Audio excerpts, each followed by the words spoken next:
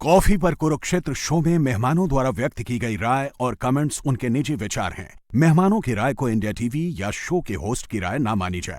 India TV का मकसद किसी भी व्यक्ति या वर्ग की भावना को ठेस पहुंचाना नहीं है।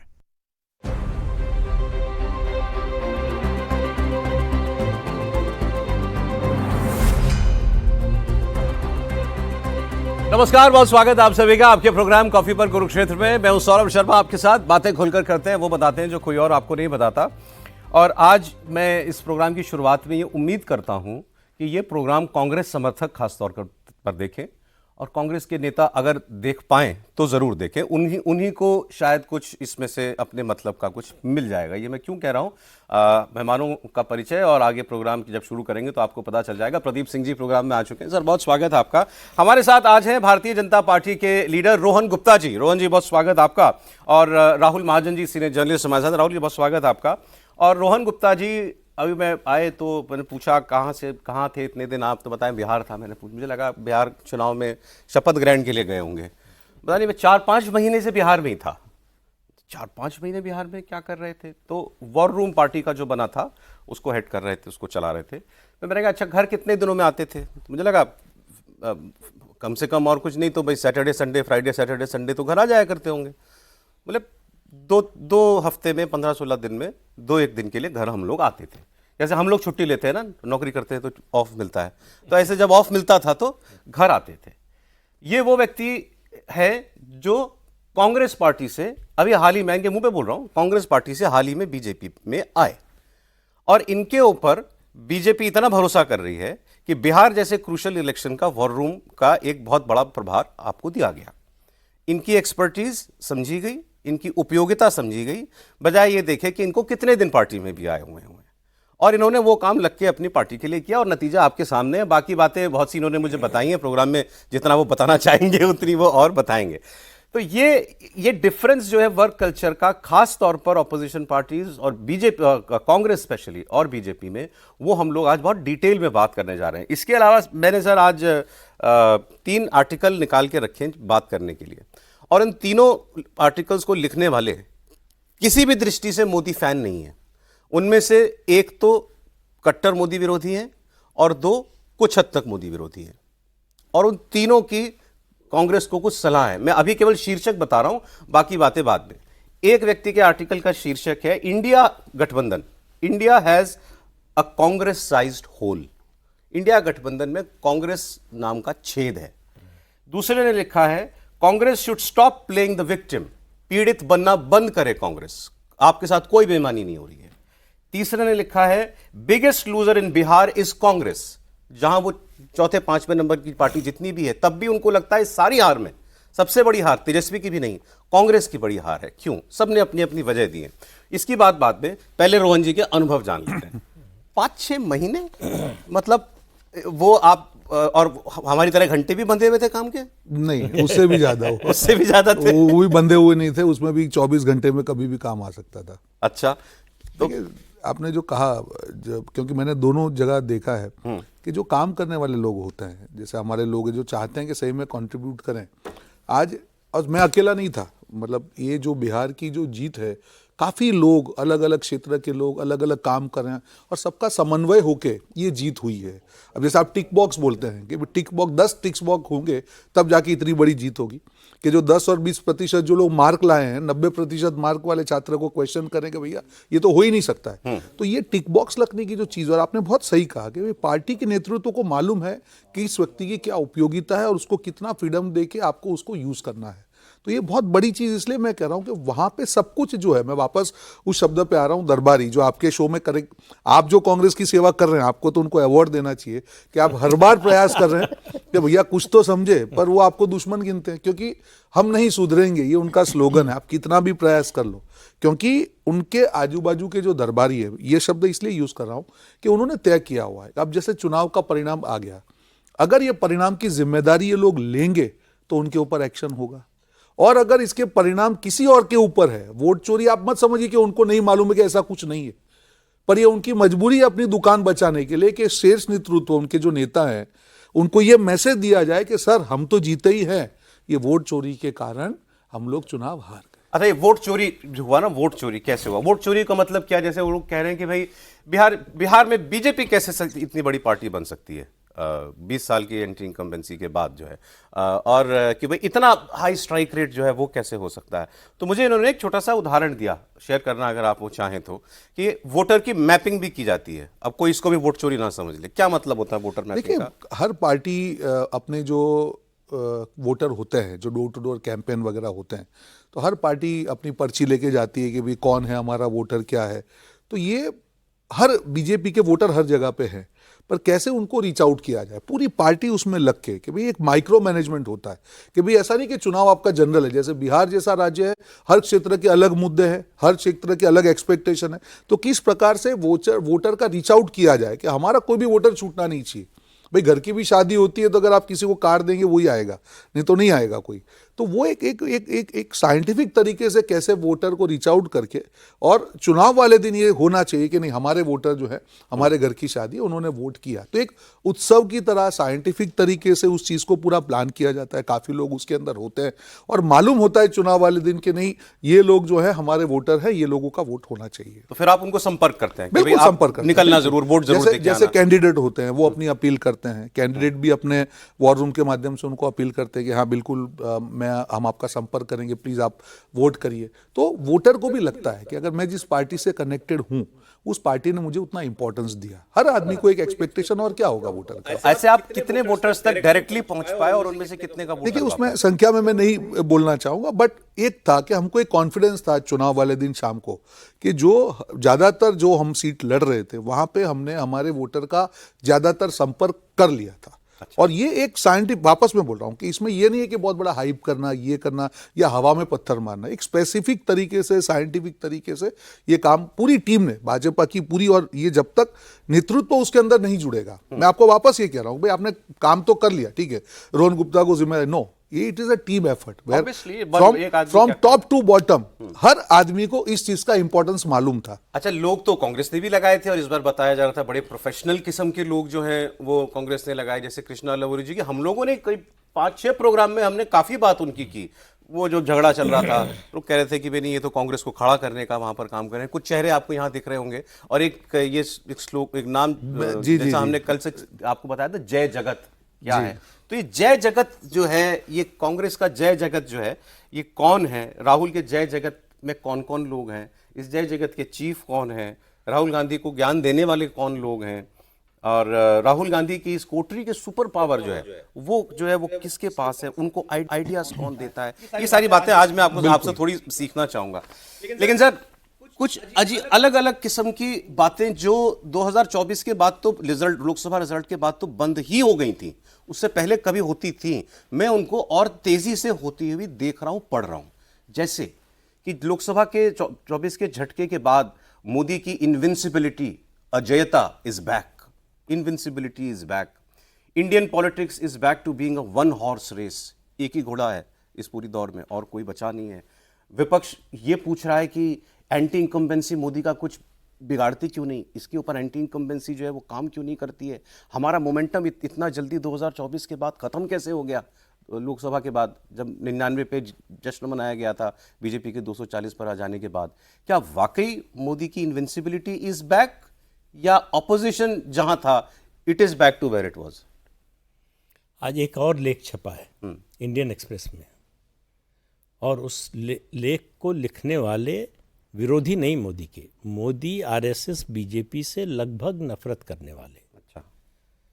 और उन्होंने लिखा है कि पुराना विपक्ष खत्म हो गया है, नया विपक्ष आ नहीं रहा सामने, और कहा कि बिहार की जीत को आप केवल बिहार तक मत देखिए, पूरे देश के संदर्भ में, राजनीति के संदर्भ में देखिए। मोदी ने बीजेपी का जो सोशल बेस है उसको बहुत बड़ा कर दिया है। बिहार में जो सोशल बैरियर था बीजेपी का, उसको तोड़ दिया है। और वो तो ये भी प्रेडिक्ट कर रहे हैं कि मंडल कहा नहीं है उन्होंने, उनका 90 की राजनीति खत्म हो गई बिहार से। मतलब मंडल की जो राजनीति थी, उनका नीतीश कुमार मुख्यमंत्री बन गए हैं, लेकिन आप इंतजार कीजिए कि कब वो बाहर जाते हैं। ये सरकार भले ही नीतीश कुमार के नेतृत्व में चल रही हो, लेकिन इस सरकार का ड्राइवर जो है वो बीजेपी है।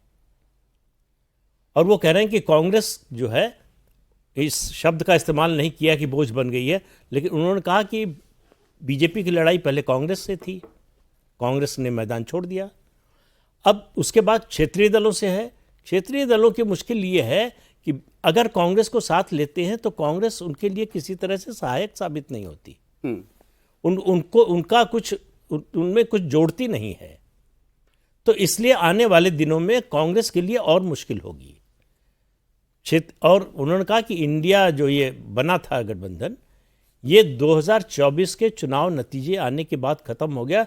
24 में जो नतीजा आया था उसके बाद से नरेंद्र मोदी और ज़्यादा मजबूत हुए हैं। उनकी सरकार पर, पार्टी पर और समाज पर पकड़ पहले से ज़्यादा बढ़ी है। ये मोदी से नफरत करने वाले लिख रहे हैं। इनका नाम है सुहास पलशीकर। हाँ, सुना है।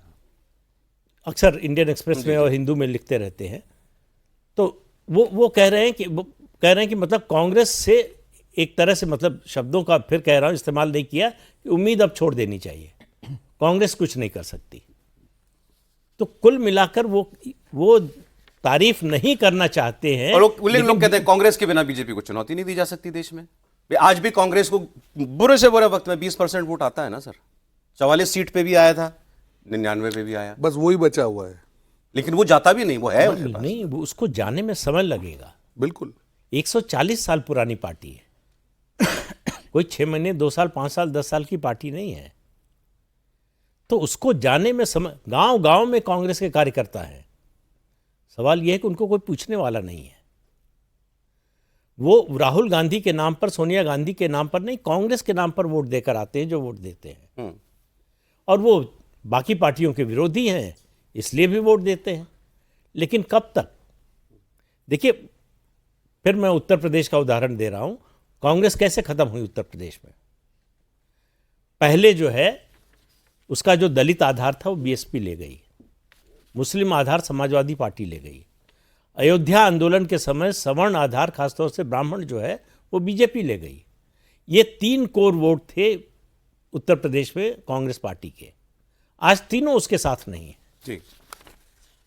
और उसके बाद से आप देखिए कि उसको फिर रिवाइव करने की कोई कोशिश भी कांग्रेस की ओर से नहीं है। राहुल गांधी, सोनिया गांधी, प्रियंका वाड्रा तीनों उत्तर प्रदेश से ही आते हैं। और राहुल गांधी और सोनिया गांधी वहीं से सांसद होते रहे हैं। इस बार जरूर ठीक है, प्रियंका जो है वहाँ से वायनाड से हो गई, पहले राहुल गांधी भी हो गए थे। तो अगर आप अपने गृह प्रदेश में, आपकी कोई हैसियत नहीं है, आपका कोई जनाधार नहीं है, तो इससे आप अंदाजा लगा लीजिए कि आपकी स्थिति क्या है। मतलब आज भी वो 20% की एफडी वाले वोट को और कैसे बढ़ाएं, इसकी बजाय इंतजार शायद कांग्रेस इसलिए कर रही है कि इसमें अपने आप कुछ जुड़ जाएगा, अपने आप लोग एक दिन मोदी से परेशान हो जाएंगे, उब जाएंगे, और अपने आप फिर और कहां जाएंगे, फिर हम ही हमारे पास आएंगे। ये एक कॉन्सेप्ट कांग्रेस के लोगों के मन में 2004 से आया है कि 1998 से 2004 के बीच में हमने कुछ नहीं किया और सरकार में आ गए, तो आगे भी हो फिर आ सकता है। जाएंगे। दूसरा उदाहरण देते हैं, बीजेपी 84 में उसको मिली थी 2 सीटें, फिर 2019 में 303 मिल गई। लेकिन ये घर बैठे हो जाएगा। हाँ, ये घर बैठे हो जाएगा। अच्छा, अब ये जो मैं ये जय जगत वाली बात रोहन जी से पूछूं, इसी से जुड़े हुए जो मैं लेख में पढ़ रहा था, इसमें 2-3 बातें जो हैं वो कही गई, वो मैं आपको बताना चाहता हूं। इससे जुड़ी हुई है हमारे सब्जेक्ट से। तवलीन सिंह जी ने आर्टिकल लिखा इंडियन एक्सप्रेस में, और उन्होंने कहा कि आज जो हमारे आज़ादी की जंग से निकली जो एक mighty political party Congress party है, उसके नाम पर जिसको आप देखते हैं, it is a bunch of sycophants, time servers and courtiers in Delhi. वो मतलब साइकोफेंट्स, और आपने जो शब्द दरबारी इस्तेमाल किया, चापलूस और दरबारी, वो लोग, उन लोगों की पार्टी बची है।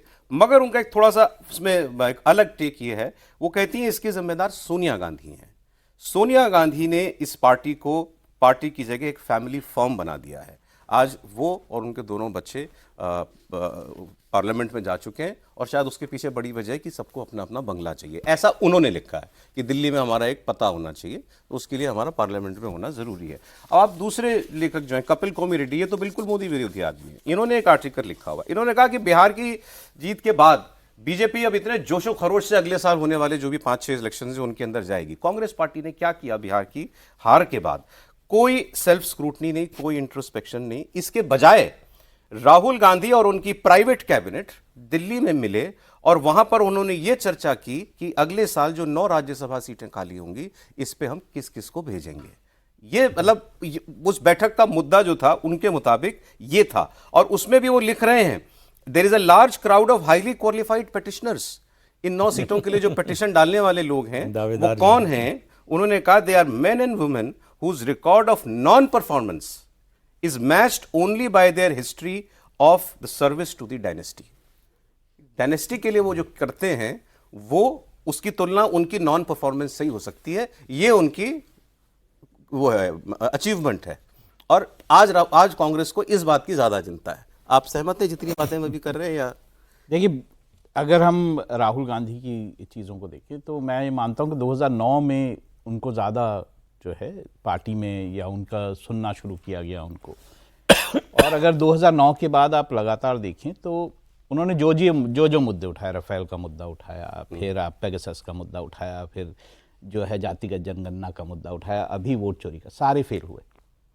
ठीक है, अगर आप देखें तो लगभग 87 इलेक्शन उसके बाद हुए विधानसभा, 95 गिने थे। हाँ, 70। तो 71 जो है वो आप कांग्रेस हारी है। तो जो रिकॉर्ड है वो बड़ा बुरा है, पहली बात। दूसरी बात, कांग्रेस को जो लोग जानते हैं वो ये भी जानते हैं कि वो किसी विचार वाली पार्टी अब नहीं है, वो सुविधा भोगी पार्टी है।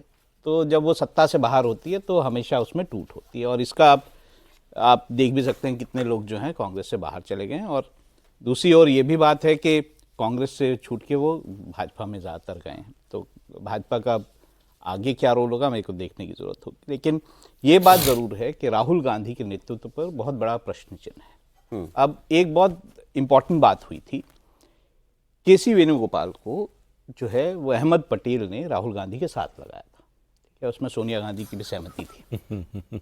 सोच ये थी कि राहुल गांधी पर कोई बाकी लोगों का इन्फ्लुएंस ना पड़े, वो और ये भी कोई खास प्रभाव ना छोड़ पाए। हाँ, ये भी ना छोड़ पाए। वो उल्टा हुआ। उसके बाद अहमद पटेल रोते रहे कि अच्छा ये तो मेरे से गलत ही हो गया काम। केसी इतने क्लोज हो गए, इतने क्लोज हो गए, यहाँ तक कि सोनिया गांधी ने उनको पार्लियामेंट में उनके साथ बैठाया कि भाई साथ बैठेंगे तो थोड़ा ठीक रहेगा। लेकिन ये दशा है कांग्रेस की कि वो इस तरह से कर रही है। और कांग्रेस जिन चीज़ों को अपनी जीत बताती है वो भी बड़ा हास्यप्रद है कि अगर आप ये कहें कि हमारे 99 सीटें आई, भाई हार गए आप। अगर आप बिहार की देखें तो अगर आप 8 कुछ % वोट लेके आए तो उधर आप पीके को देखिए, वो 3 कुछ ले आए, एक मतलब साल भर में पार्टी में। तो दशा काफ़ी ख़राब है। और अभी भी उन्हीं लोगों पर विश्वास किया जा रहा है जिन लोगों ने फेलियर ही उनको लिखा है।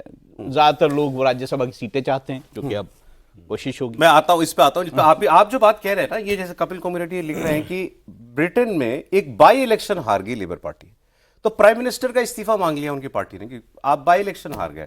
तो उन्होंने कहा कि किसी देश के अंदर, वो लिख रहे हैं, किसी देश में, किसी डेमोक्रेसी के अंदर कांग्रेस जैसी पार्टी एग्जिस्ट नहीं कर सकती जहां कोई अकाउंटेबिलिटी नहीं है।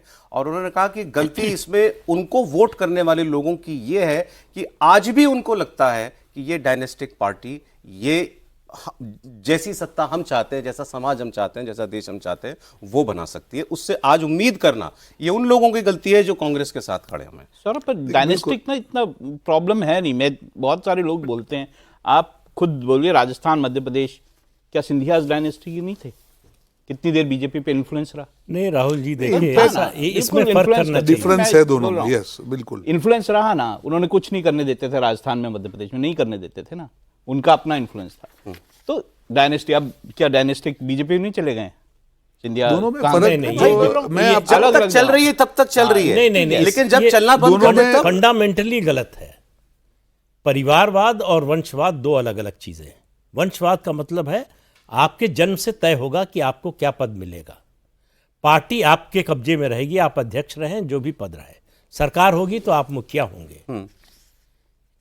वसुंधरा राजी हो, डीएमके क्या है? देखिए, दोनों में जो मैंने फर्क समझा है, नीतीश किसी के बेटे नहीं है, नीतीश को किसी ने बनाया नहीं है। नवीन पटनायक तो बेटे थे ना, है ना?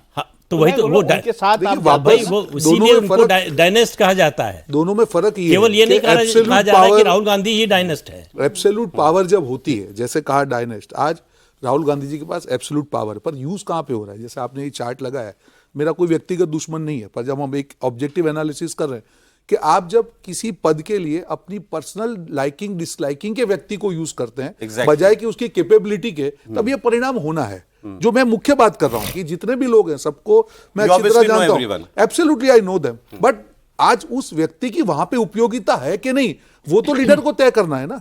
और वो तय करने में कहीं ना कहीं राहुल गांधी जी की हमेशा ये गलती हुई है। अब जैसे कृष्णा अलावा मेरे कोई व्यक्ति पर बिहार की राजनीति एक अलग तरह की राजनीति होती है, तो कांग्रेस पार्टी में ऐसे कई लोग हैं जिनकी कैपेबिलिटी है कि इस प्रकार के ग्राउंड पॉलिटिक्स को हैंडल करना, पर क्योंकि उनकी विश्वसनीयता नहीं है राहुल गांधी जी के पास, वो आगे नहीं जा सकते। दूसरी बात, आपने कहा अकाउंटेबिलिटी, इतने चुनाव आप पिछले लोकसभा से लेके कितने कांग्रेस चुनाव हारी, हरियाणा आत्म मंथन होगा, वही लोग आज डिसीजन मेकिंग करें, महाराष्ट्र, और ये ऐसे स्टेट थे सौरभ जी, मैं आपको बता रहा हूं कि जहां लोकसभा में कांग्रेस पार्टी ने अच्छा प्रदर्शन किया था। हरियाणा आप देख लीजिए, महाराष्ट्र देख लीजिए, उसके बाद बिहार, ये तीनों ऐसे स्टेट राजस्थान थे में कि जहां अच्छा पे किया था। इंडी गठबंधन ने अच्छा काम किया, अब वोट अच्छे मिले थे, क्या हुआ, क्यों फिजल आउट हो गए? क्योंकि आपने कोई एक्शन नहीं लिया। और वही लोग आज बैठे हुए हैं जो दरबारी हैं, जो मैं जिनका नाम मैं नहीं लेता हूं, जिनके नाम में राम है। तो ऐसे लोग अगर उनके आजू बाजू रहेंगे तो ये तो होना ही है। आप लकड़ी की तलवार लेके खड़े हैं और सामने AK-47 है, फिर आप कहते हैं कि इनका 90% स्ट्राइक रेट है, हमारा 10% है, तो दोनों का मिलकर तो 100 ही रहा है। डायलॉग पूरा नहीं किया आपने, एक तरफ लकड़ी की तलवार, एक तरफ AK-47 है, मैं वही वो लकड़ी की तलवार बदलना भी और नहीं वो भी बदलना नहीं चाहते हैं, और इसीलिए 10% पे खड़े हैं। बट देखिए, ये मैं एक दो बातें इन लोगों के बारे में, जैसे कुछ नाम आपने सुने हैं, कुछ नहीं सुने होंगे। प्रवीण चक्रवर्ती, अलंकार सवाई, मैंने सुने, शायद व्यूअर्स ने ना सुने हो, ये क्लोज हैं काफी। जी बिल्कुल। आप इनके जो प्रवीण चक्रवर्ती, उनका डेटा डिपार्टमेंट होता था, उसके हेड है, और राहुल जी की क्लोज उसमें माने जाते हैं। 2019 में उन्होंने समझाया था कि 180 सीटें आ रही हैं। एक उन्होंने एक शक्ति प्रोजेक्ट किया था, तो उन्होंने कहा कि हमारे हर बूथ पे वर्कर होंगे, ये बहुत ज्यादा उसमें एक्सपेंस भी हुआ था, पर at the end of the day delivery उसमें कुछ खर्चा कराया था काफी। बिल्कुल। और ये अलंकार सवाई, वो उनके साथ में ही होते हैं, ही इज लाइक ब्रदर, तो सालों से कॉन्फिडेंट है कोई भी भाई जैसे। पॉलिटिकल, बिल्कुल बिल्कुल, अच्छा। बिल्कुल, वो उनके साथ ही होते हैं, कोई भी पॉलिटिकल डिसीजन हो, कुछ भी हो, तो ये वो एक परछाई की तरह रहते हैं उनके साथ। इनका नाम लेकिन इतना सुनते नहीं हम। वो बैक एंड में है, मतलब वो पॉलिटिकली एक्टिव नहीं है। जैसे जिनका नाम मैं ले रहा हूं कि जो जैसे अडानी वाला इशू उनको डालना कि भाई ये इशू से, देखिए वापस मैं चीज पे आता हूं कि जो लीडर होता है उसको जब तक धरातल का डायरेक्ट संपर्क नहीं होगा, ये आपके प्रोग्राम में 6 महीने पहले मैं बोल के गया था, और आपके जो मुद्दे हैं अगर आपकी कोटरी डिसाइड करेगी, क्योंकि उनको सेल्फिश इंटरेस्ट है, तो ये होगा ही। दूसरा, बिहार का चुनाव राहुल गांधी या किसी नेता को चमकाने का चुनाव नहीं था, बिहार का जनता चुनाव लड़के जीतने का चुनाव था। आपने वोट चोरी का कैंपेन किया, बड़ा बड़ा हुआ, और ये लोग यूट्यूब की लाइक को वोट समझ के काम चलते हैं। उनको लगता है यूट्यूब की लाइक आ गई 2 मिलियन, तो इसका मतलब हमको 2 मिलियन तो मिलने ही वाले हैं। इनके आसपास के लोग बिल्कुल सोशल मीडिया ज्यादा से influence होते हैं। एग्जैक्टली, वो उनकी जो इन्फ्लुएंस धरातल की राजनीति से मुद्दों की होनी चाहिए। अगर वोट चोरी के वीडियो पे अगर 1 मिलियन व्यू आ गए, मतलब सर ये मुद्दा तो ग्रास रूट पे चल गया, that is not the fact. इतनी बड़ी पार्टी का अगर मतलब यही है। फीडबैक मैकेनिज्म ये है, क्योंकि ये जो लोग हैं, वापस मैं बोल रहा हूं, व्यक्तिगत मेरी कोई दुश्मनी नहीं, बट वापस ये कह रहा हूं कि जिस आदमी की जो कैपेबिलिटी होती है, जैसे मैंने मेरा एग्जांपल दिया कि जब मैं यहां पे आया तो उनको लगा पार्टी को कि यस ये he can do it and he can do it with honesty. तो हर आदमी को जहां जिसकी जरूरत है, अगर वो रखने की कैपेबिलिटी टॉप लीडरशिप में नहीं है और व्यक्तिगत मार्केटिंग की अगर उनकी एक्सपेक्टेशन है, तो परिणाम तो ये होना ही है। और सुनने की क्षमता, 2014 के लोकसभा चुनाव में मुलायम सिंह आजमगढ़ से चुनाव लड़ रहे थे। उनका एक विधायक है, काफ़ी लंबे समय से है, मुस्लिम विधायक है, ज़मीन से जुड़ा हुआ नेता है, सबसे मिलता है, किसी का भी काम हो चल देता है। मुलायम सिंह गए और मीटिंग की, पूछा चुनाव के बीच में, सबने कहा, मतलब 40-50 लोग थे पार्टी के, कहा अरे आप जीत रहे हैं, आपको कौन हराएगा। तो उससे पूछा कि तुम बोल नहीं रहे हो, तो उसने कहा आप चुनाव हार रहे हैं कम से कम 60,000 वोट से। सबको बाहर निकाल दिया, कहा बताओ क्या हो रहा है। अच्छा। बताए यहाँ ये हो रहा है, यहाँ ये हो रहा है, यहाँ ये हो रहा है, ऐसे ठीक होगा। ये बताने वाला राहुल जी के पास कोई नहीं है। नहीं, सुनने वाला तो हो, बताने वाले तो होंगे। उसकी रीच ही नहीं, वो पहुंच ही नहीं पाएगा जो ये बता पाए। एक कंट्रास्ट बताता हूँ बीजेपी का। मैं बीजेपी के एक बड़े नेता के पास बैठा हुआ था, तब चुनाव होने वाले थे हरियाणा वगैरह के, तो उन बात में उन्होंने ये कहा कि देखिए जब हमारे पास हमारे अपने नेता आते हैं तो वो जो बात बताते हैं हम ये नहीं मानते कि वो सही, बिल्कुल सही है, क्योंकि उनका अपना असेसमेंट होता है, तो वो अपना अलग मैकेनिज्म भी खड़ा करते हैं लोगों से, क्योंकि लोगों से सीधा संवाद या वहां वो पर होता ही धरातल है। पे क्या हो रहा है, ये आज वो भी और मोदी भी जी जानना चाहते हैं। या ये अमित शायद- शाह जी गुजरात के गांव-गांव में आज भी कभी भी छोटे वर्कर को रात को 11 बजे फोन आ सकता है कि क्या हो रहा है। जब तक काउंटर आपका प्रधानमंत्री feedback- और बिल्कुल गृहमंत्री का बिल्कुल भी। 100%, और पूरे देश में, खाली गुजरात की मैं बात नहीं कर रहा हूं, वही तो काउंटर मैकेनिज्म है, वही तो फीडबैक सिस्टम है। अगर देखिए मैं कहीं जाता हूं किसी के पास तो मेरा कोई ना कोई मोटिव हो सकता है, और जब तक आपका decision making ground level feedback से नहीं होगा तब तक आपका डिसीजन मेकिंग सही नहीं होगा। और एक एग्जांपल दे रहा हूं, आखिरी आसाम का चुनाव था जब भैरव जो भंवर सिंह जो अपने भंवर जो जितेंद्र सिंह जी जो है वो वहाँ के इंचार्ज थे। भंवर जितेंद्र सिंह। जी यस, उनका भी नाम है हाँ तब्दील किया गया है इसमें फोटो में नहीं है बट वो भी है। और उस टाइम पे उसके पहले गुलाम सुन रहे नबी जी नए थे वहां पे। आसाम के संगठन चुनाव महासचिव बनने में वाले। जब उस टाइम पे बैठकें होती थी, मैं भी था, तो उसमें गुलाम नबी जी ने एक गुस्सा होकर दुख के साथ कहा कि यार मेरे से एक बार फीडबैक तो ले लेते, कि जो बदरुद्दीन के साथ में बोले आपने जो ये टाइप किया ये काउंटर प्रोडक्टिव है। पर गुलाम नबी जी जैसे सीनियर सीजन्ड आदमी जो आसाम को पहले जिता चुके हैं, उनका एक बार फीडबैक भी नहीं लिया गया था। और यही है आज भी, ऐसे नहीं कि पार्टी में। और एक चीज बोल रहा हूं जो प्रियंका गांधी जी करूंगा, किसी भी प्रकार से आज उनको भी किस प्रकार से साइडलाइन किया जाए, ये कोटरी का वो काम भी है कि कुछ भी करके ये हो कि भाई एक ही चेहरा दिखना चाहिए, एक ही, और वो इनसिक्योरिटी में वो अपने नेता का कितना नुकसान करते हैं पार्टी का उनको राहुल गांधी की कोठरी प्रियंका गांधी को कैसे दूर रखा जाए, इस पे भी काम करती है। 100%, जिनका मैं नाम नहीं ले रहा हूं वो सबसे उसमें मुखिया है। जयराम रमेश 100% उनका काम यही है कि भाई किस प्रकार से ये जो है भाई यही चमकना चाहिए, और वही इनसिक्योरिटी का फायदा भी उठा के आभा अपनी मंडल दुकान एक चला आदमी का रहे बना रहे हैं। भाई बिल्कुल, बिहार अपनी दुकान भी उसी में चल उत्तर रही है। प्रदेश विधानसभा चुनाव को 3 साल हो गए, प्रियंका वाड्रा को कोई जिम्मेदारी नहीं दी गई, राष्ट्रीय महामंत्री का पद मिला है बस। पर मैं आपने जिस तरीके से डिस्क्रिप्शन अलंकार सवई का दिया, बड़ा दिलचस्पी जागी। आपने कहा भाई जैसे हैं राहुल गांधी, 100% वो साथ में ही रहते हैं, परछाई तो की इनका तरह है। इन्फ्लुएंस बहुत है उनके। हाँ, और बिल्कुल, और काफी समय मिलता है इनको राहुल गांधी से। 100%। मीनाक्षी नटराजन को हम जानते हैं, इनको तो कुछ वर्षों से जी, एमपी की राजनीति कर रही हैं। कृष्णा लवरू को अभी हमने बिहार में देख लिया। सचिन राव ये उनके ट्रेनिंग डिपार्टमेंट के हेड हैं। तो जो आपने शब्द यूज किया वो शब्द प्रयोग उनका ही है कि भाई ये जो जय जगत है, हाँ, ये जो इनका उनका- दिया हुआ ये है। इनका शब्द है ओरिजिनल। अच्छा। तो ये बेसिकली उनके पुराने वो हैं, और ट्रेनिंग डिपार्टमेंट रन करते हैं कैसे पार्टी को, जैसे अभी ये डिस्ट्रिक्ट प्रेसिडेंट की ट्रेनिंग वगैरह का जो चल रहा है पूरे देश में, ये उनका प्रोग्राम है, उनका सचिन राव जी का है। पर ये अब जैसे के राजू जी तो पुराने उनके पॉलिटिकल सेक्रेटरी टाइप के थे भी, संत अपना वेणुगोपाल जी के आने से पहले से। पर वापस मैं बोल रहा हूँ कि अगर आप ट्रैक रिकॉर्ड देखेंगे, अब एक एग्जांपल मैं दे रहा हूँ, जैसे धर्मेंद्र प्रधान जी है, हरियाणा जीते, आज उसके बाद में बिहार हुए। भूपेंद्र यादव जी है, महाराष्ट्र जीते, उसके बाद में वेस्ट बंगाल है, और 24/7। और वापस मुझे खुशी उस बात की इसलिए हो रही है सौरभ जी कि यहाँ किसी व्यक्तिगत क्रेडिट का काम नहीं है, पूरी मशीनरी। ठीक बात। मतलब 10 बॉक्स हैं तो 10 के बॉक्स अपना काम ईमानदारी से करते हैं। वो दूसरा क्या करता है, there is a competition of doing good, not putting other person down. That is a basic difference. वो जो दो सर्कल, आखिरी 30 हाँ, सेकंड प्लीज प्लीज। के एक सर्कल होता है कांग्रेस पार्टी में, गिराने का सर्कल जो है वो काम करने वाले सर्कल से बड़ा होता है। आप काम करने में टाइम नहीं देंगे, आप उसको कैसे गिराएंगे उसमें टाइम देंगे। और आपने जो लॉ, आप जो अभी राज्यसभा की जो बात कर रहे हैं, मैं उसी का एग्जांपल दे रहा हूं। पूरी रेस लगी हुई है, पुराने नए भागो या जो मिल जाए सही है। वापस अब ट्रेलर दिख रहा है आपको कर्नाटक में, डीके शिवकुमार वहां पे उनके प्रेसिडेंट हैं, उन्होंने काम किया इतने वहां पे और जीत दिलाई।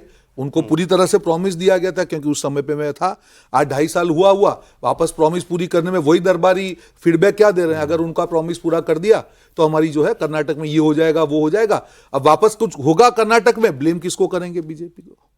अरे भाई आप क्या कर रहे हैं? आप अगर इतने बड़ी पार्टी लेके 3 स्टेट आपके बचे हुए हैं तो आपकी सेंट्रल लीडरशिप क्या करी? हरियाणा में वोट चोरी कर रहे हैं, कुमारी शैलजा और भूपेंद्र, उनका झगड़ा पूरे पब्लिक में था। कौन से नेशनल लेवल ने उसमें लीडर ने उसमें हस्तक्षेप करके उसको सॉल्व करने का प्रयास किया? क्योंकि उनको ये सुहाता है कि अगर स्टेट लेवल पे 2 लीडर झगड़ते हैं तो उनकी दुकान अच्छी तरीके से चलेगी। राजस्थान में आप देख लीजिए, अशोक गहलोत और सचिन पायलट के बीच में सालों से झगड़ा करा, किसने सॉल्व करने का प्रयास किया?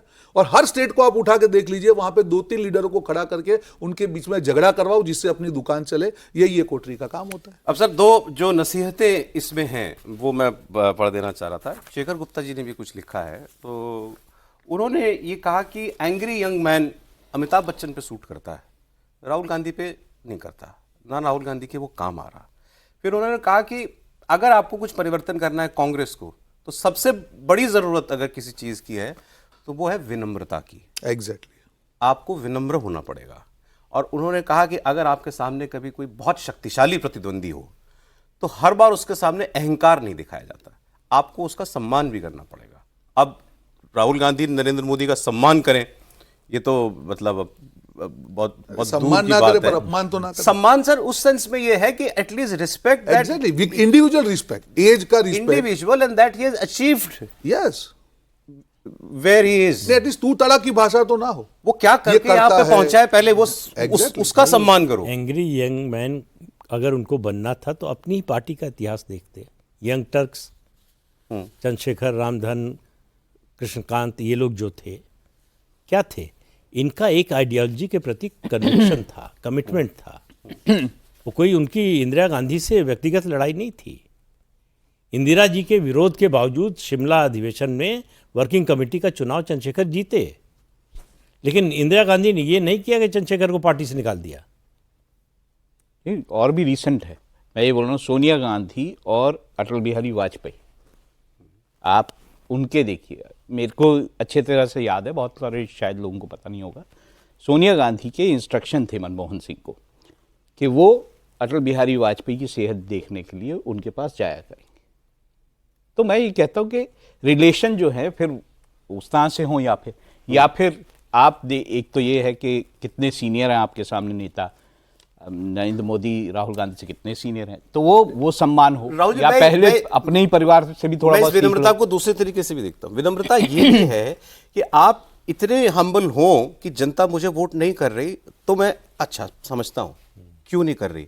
अगर मैं मान के बैठा हूँ सिस्टम रिग्ड है मेरे खिलाफ, फिर तो तो कुछ ये और ह्यूमिलिटी एक नहीं है। चीज, और ये एक चीज humility नहीं है। कहूंगा, जब मैं कांग्रेस में था, सोशल मीडिया का हेड था, तो मोदी पे अटैक नहीं करने के लिए मेरे पे अटैक होता था, जबकि मैं जानता था ये चीज कि आप जब व्यक्तिगत किसी पे अटैक करते हो काउंटर प्रोडक्टिव ही हमेशा हुआ है, कभी भी उसका आपको फायदा नहीं हुआ। मैं खाली मोदी और राहुल गांधी की बात की, राजनीति में आपका जो विचार भेद है, आपकी कोई पर्सनल लड़ाई नहीं है, तू तड़ा की भाषा करना, कार्टून बनाना, ये कभी मेरे कल्चर में नहीं था। उस टाइम पे ये अटैक होता था, यार व्यक्तिगत अटैक नहीं करो इसलिए मैं दुश्मन हूं। और एक चीज, आपने ये जैसे अभी मोदी जी के खिलाफ गाली दिया गया, ये आप जब बड़ा लीडर तू तड़ा करता है तब छोटे लीडर में भी वो कॉन्फिडेंस आता है और वहीं पे काउंटर प्रोडक्टिव चालू वो हुआ। बता रहे थे ना, कब बोला था उन्होंने, जनता डंडे से मारेगी। बिल्कुल, उन्होंने स्टेज से कहा था ये चीज। अरे इन्होंने तो- और मोदी, अभी आपका एक वीडियो उन्होंने देखा, मोदी क्या चीज है, कुछ नहीं है। हाँ, तू हवा तड़ाक है। पे तो आ गए। नहीं, उन्होंने मैं जब कहा कि मिलता हूं, कांग्रेस, आप कुछ मत, वो कुछ नहीं है। अरे भैया क्यों बोल उन्होंने रहा कहा कांग्रेस अपना ही डर गया, इतिहास सरेंडर याद कर करे। दिया। 71 के इलेक्शन के बाद जब सारा विपक्ष इंदिरा गांधी के खिलाफ हो गया तो इन्होंने, कांग्रेस ने नारा दिया, वो कहते हैं इंदिरा हटाओ, मैं कहती हूँ गरीबी हटाओ। पॉजिटिव, आपने नेगेटिव का जवाब पॉजिटिव से दिया, तो वो कांग्रेस पार्टी को थोड़ा सा तो ये जो जिस एक्सट्रीम पर चली गई है नेगेटिविटी, उसको कम थोड़ा जैसे करना अभी पड़ेगा। मोदी ने कहा कि माओवादी जो शब्द दिया, माओवादी मुस्लिम एक्सट्रीम पार्टी, उसका रीजन क्या है कि ये ओरिजिनल विचारधारा नहीं थी। और एक चीज कहूंगा, बिहार का आप चुनाव देख लीजिए, मोदी जी हो, अमित शाह जी हो, नड्डा जी हो, हर व्यक्ति ने जो समय दिया, अमित शाह जी ने जितनी सभा गए वहां पे वो रात्रि रुकाव करते थे, लोकल लोग वर्कर को मिलते थे, फीडबैक लेते थे, उस पर एक्ट करते थे, आके चले नहीं जाते मैं थे। तो किसी ने बताया कृष्णा अलवर बिहार में रुकते नहीं थे, कभी नहीं, नेवर। वापस आ कभी जाते उन्होंने कोई टूर नहीं किया, कुछ नहीं किया। एक एक नेता, अमित शाह जी हो, मोदी जी हो, नड्डा जी हो, बीएल संतोष जी हो, हर व्यक्ति की एक अपनी रिस्पॉन्सिबिलिटी जो होती थी, एक एक कार्य। और एक आखिरी चीज, महागठबंधन की मैं बात कर रहा हूं कि जो जब टिकट डिस्ट्रीब्यूशन की बात चल रही थी कि भाई सीटें जो है हमको कम करके एलजेपी को करना है, तब की जब बैठकें होती थी मैं उसमें होता था, इतनी संजीदगी से सौरभ जी कि किस प्रकार से जो एनडीए का जब बाहर लुक आए तो हमको एक भी मैसेजिंग जनता में ये नहीं देना है कि एनडीए में कहीं पे भी प्रॉब्लम है। इसको इतनी साइंटिफिक तरीके से, सेंसिटिव तरीके से बात है। हर नेता ने उसको किया opposite और हमने उसको देखा। इंप्लीमेंट किया, और उसके सामने ऑपोजिट है। सर, आपको अंतिम सुझाव तबलीन सिंह जी ने दिया है। अब ये आप बताइए कि क्या ये मुमकिन है आज की कांग्रेस के अंदर।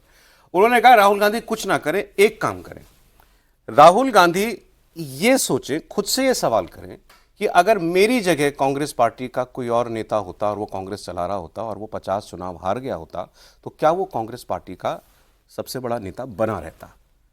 ये सवाल वो खुद से पूछे। ये तो कल्पना ही उनके लिए मुश्किल है। ये कभी कल्पना नहीं कर सकते कि मेरी जगह कांग्रेस का कोई और नेता होगा जब तक मैं सक्रिय हूँ। तो इसलिए इस तरह से वो कभी नहीं सोचेंगे। जो मानता हो कि हमारा जन्मसिद्ध अधिकार है इस देश पर राज करना, वो इस बात को कैसे सोचेगा? अगर ये जरा सा भी इस तरह का ख्याल मन में आता तो आज ये स्थिति ही ना होती। और देखिए, इस तरह के कल्चर से, पार्टी कल्चर से नुकसान होता, वो चाहे बीजेपी हो चाहे कांग्रेस हो। नितिन गडकरी अध्यक्ष थे पार्टी, राष्ट्रीय अध्यक्ष थे। उत्तर प्रदेश का 2012 का चुनाव हो रहा था विधानसभा जी। 5 स्टार होटल में 2 फ्लोर बुक किए हुए थे। हर रात चार्टर्ड फ्लाइट से नागपुर जाते थे घर सोने। अच्छा। 35-36 सीट पे आ गई बीजेपी उत्तर प्रदेश में। और उसके बाद जो कल्चर बदला है 2014 से, तो आप उसका नतीजा देख लीजिए। तो आपका लक्ष्य क्या है, ठीक, इससे तय होता है। अब सर, अब मैंने जैसे प्रोग्राम की शुरुआत में कहा था कि कोई कांग्रेसी भी देखे, रोहन जी की बात सुन ले, उनकी ना उनसे ज़्यादा प्रॉब्लम होगी, पार्टी छोड़ गए तो आपकी बात सुन ले, आप भी थोड़ा तीखा बोल देते हैं तो महाजन जी की बात सुन ले।